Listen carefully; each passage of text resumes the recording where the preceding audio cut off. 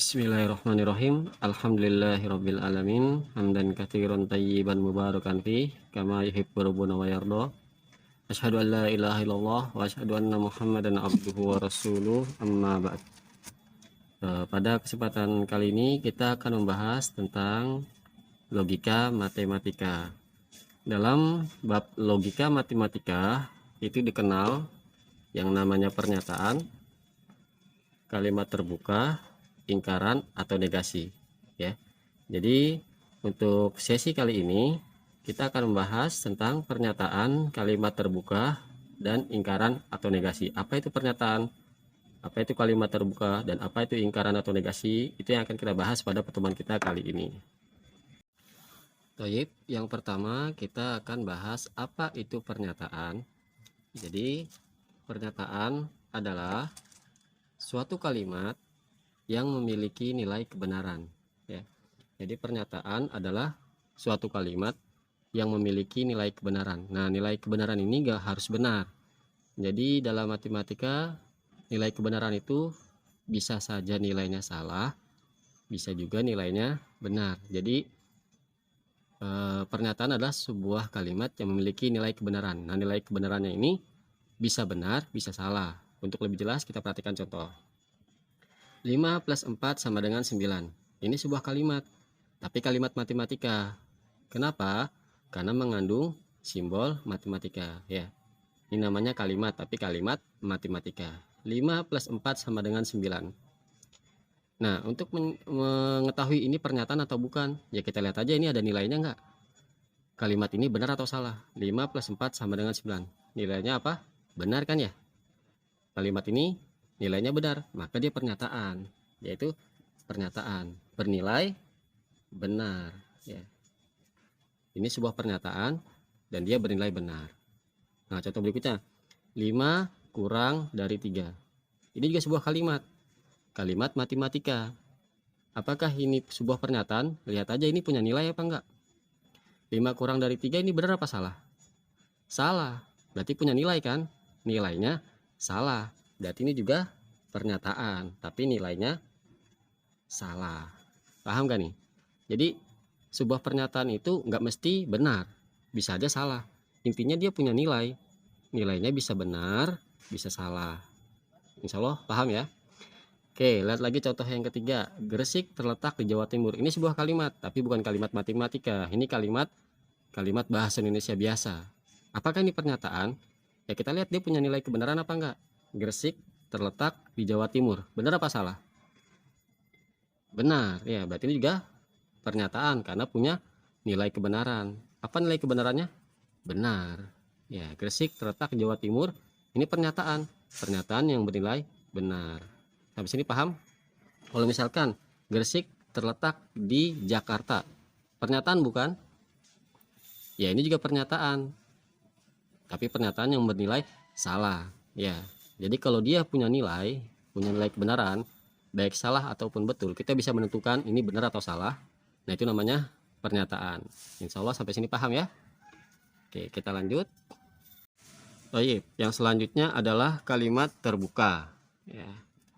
Kalau pernyataan tadi adalah sebuah kalimat yang memiliki nilai kebenaran. Nilai kebenarannya bisa salah, bisa benar.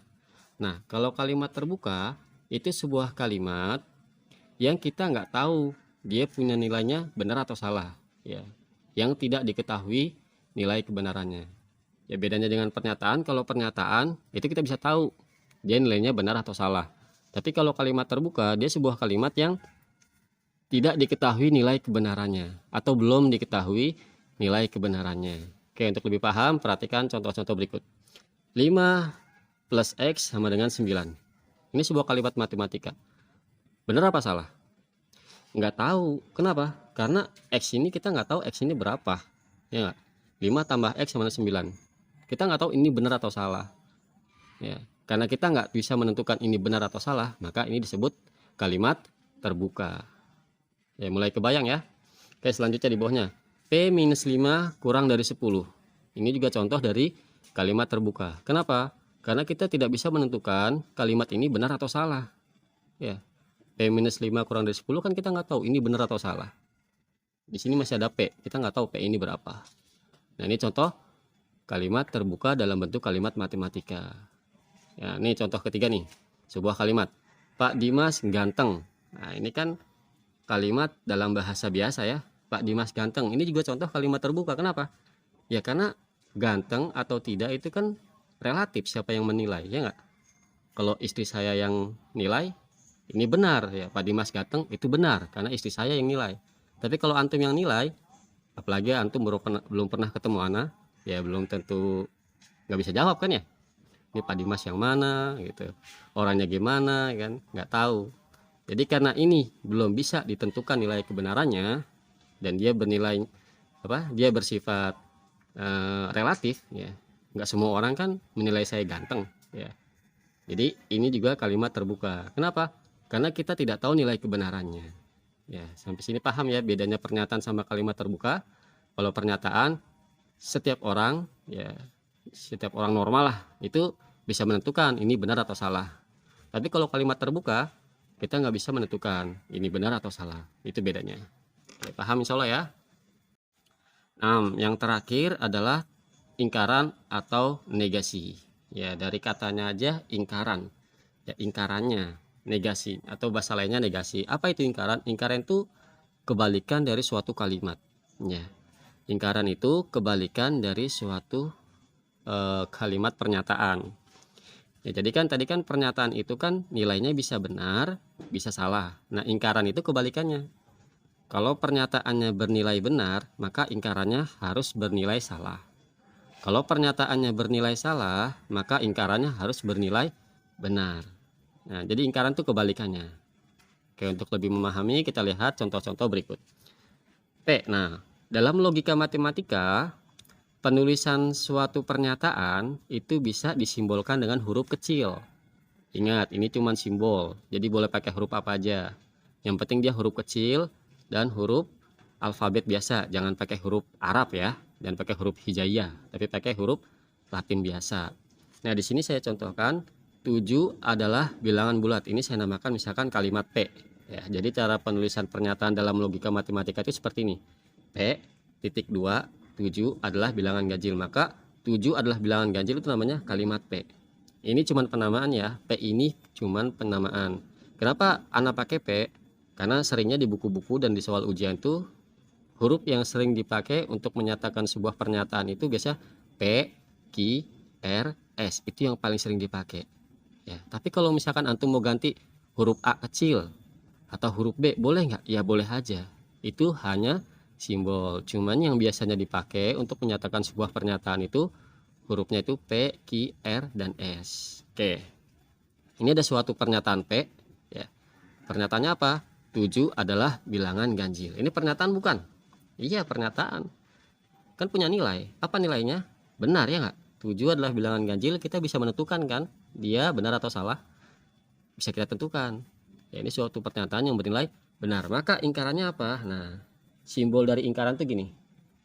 Nah, sorry. P ya. Jadi kasih tanda gelombang kayak gini nih. Gelombang P, artinya ingkaran dari P. Ya, ingkaran dari P atau negasi dari P. Apa negasi dari 7 lah bilangan ganjil? Ya kebalikannya. 7 bukan bilangan ganjil. Udah gitu doang, tinggal dibalik aja. Kalau 7 adalah bilangan ganjil, maka ingkarannya adalah atau negasinya adalah 7 bukan bilangan ganjil. Paham ya? Atau start kalau diganti 7 adalah bilangan genap. Boleh nggak? Ingkaran dari P kita tulis 7 adalah bilangan genap. Boleh apa enggak? Boleh ya, karena lawannya ganjil apa? Genap ya, lawannya ganjil genap. Jadi boleh kita menggunakan dua kalimat ini ya. Boleh pakai kalimat yang atas 7 bukan bilangan ganjil, boleh. Ini ingkaran dari si P. Boleh juga 7 adalah bilangan genap. Ya. Boleh pakai salah satu di antara ini. Intinya kita membuat sebuah pernyataan atau sebuah kalimat yang nilainya kebalikan dari pernyataan yang awal. Kita lihat di sini. 7 adalah bilangan ganjil. Ini nilainya apa? Benar kan? Ya, nilainya benar. Maka ingkarannya harus bernilai salah. Ini kan 7 bukan bilangan ganjil. Salah kan? Ya. Atau 7 adalah bilangan genap. Salah. Ya, 7 bukan bilangan genap. Nah, jadi ingkaran itu seperti itu. Kita membuat sebuah kalimat yang nilainya kebalikan dari pernyataan yang awal. Kebayang nggak sampai sini? Insya Allah kebayang ya. Jadi harus fokus, perhatikan agar antum semua paham. Oke, contoh berikutnya. Oke. Ada sebuah pernyataan ki. Nah, lagi-lagi ini cuma simbol ya. Ini saya namakan ki. Antum mau namakan dengan huruf lain boleh, yang penting huruf kecil. Sebuah kalimat ki itu kalimatnya apa? Paris terletak di Perancis. Ya, Paris terletak di Perancis. Ya. Tentukanlah ingkarannya atau negasinya. Ya, berarti kita tulis ingkaran ki. Ya. Ini ingkaran ya, simbolnya tuh kayak gelombang gini. Maka apa ingkaran dari si ki ini apa? Paris tidak terletak di Perancis. Udah gitu doang. Jadi ingkarannya Paris tidak terletak di Perancis. Gampang kan ya? Kalau Paris terletak di Perancis, maka ingkarannya atau negasinya ya Paris tidak terletak di Perancis. Paham sampai sini ya? Ya, kita lihat. Yang atas ini nilai kebenarannya apa? Benar ya nggak? Paris terletak di Perancis, benar. Maka ingkarannya harus bernilai salah. Paris tidak terletak di Perancis, ini kan salah. Ya. Karena kan yang benar itu Paris memang terletak di Perancis. Nah, mulai kebayang ya nyampe sini ya, insya Allah ya. Oke. Nah, contoh lagi, ini insya Allah contoh terakhir. Ada sebuah pernyataan S, sebuah kalimat S. S itu kalimatnya seperti apa? Semua bilangan prima adalah ganjil. Nah, sebelum kita buat ingkarannya atau negasi dari si S, pernyataan ini nilainya benar atau salah? Ayo. Apakah semua bilangan prima ganjil? Nah, kalian bingung nih, bilangan prima apa sih, Tat? Bilangan prima adalah bilangan yang hanya bisa dibagi dengan satu dan dirinya sendiri. Ya, bilangan prima itu hanya bisa dibagi satu dan dirinya sendiri. Dimulai dari angka 2. Bilangan prima itu 2, ya. Saya tesisin deh. Bilangan prima itu 2, 3, 5, 7, 11, ya. 9 masuk prima nggak 9? 9 nggak prima. Kenapa? Karena karena 9 bisa dibagi 1, bisa dibagi 9, dan bisa dibagi 3. Ya, kalau seandainya 9 itu prima, harusnya 9 itu hanya bisa dibagi 1 dan 9. Ya, 1 dan dirinya sendiri yaitu 9. Tapi ternyata 9 juga bisa dibagi 3. Maka 9 bukan prima. Jadi bilangan prima itu adalah bilangan yang hanya bisa dibagi 1 dan dirinya sendiri. Ya, karena 9 bisa dibagi 3 maka 9 bukan prima. Dan ini bisa antum lanjutin ya, berapa lagi? Nah, 13 dan seterusnya. Ya, gitu ya. Nah, sekarang kita kembali ke soalnya. Semua bilangan prima adalah ganjil, benar gak? Salah. Tuh ada angka 2. Angka 2 kan genap. Nah, maka pernyataan ini pernyataan salah. Maka ingkarannya apa? Ingkaran dari S, ya. Tidak semua bilangan prima adalah ganjil. Ya, udah tinggal kasih kata tidak aja.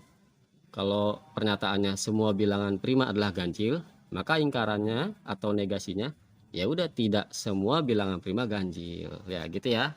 Tinggal tambahkan kata tidak. Lihat, pernyataan yang S ini yang atas bernilai salah ya nggak? Salah. Kenapa? Karena nggak semua bilangan prima ganjil. Ini ada angka 2 genap. Nah, ingkarannya bernilai benar ya. Tidak semua bilangan prima adalah ganjil. Benar kan? Ya, seperti itu. Jadi nilai kebenaran dari sebuah pernyataan, ya, negasinya tuh harus berkebalikan. Kalau pernyataannya nilainya salah, maka negasinya harus benar. Kalau pernyataannya benar, maka negasinya harus salah. Oke. Baik, ikhwan sekalian, mungkin itu saja yang dapat kita pelajari pada kesempatan kali ini. Semoga dapat dipahami dan bermanfaat. Kita tutup dengan doa kafaratul majelis. Subhanakallahumma bihamdik, asyhadu an la ilaha illa anta, astagfirullah wa atubu ilaik. Oh ya, di akhir video ini insya Allah akan ada latihannya. Silahkan antum semua mengerjakan. Assalamualaikum warahmatullahi wabarakatuh.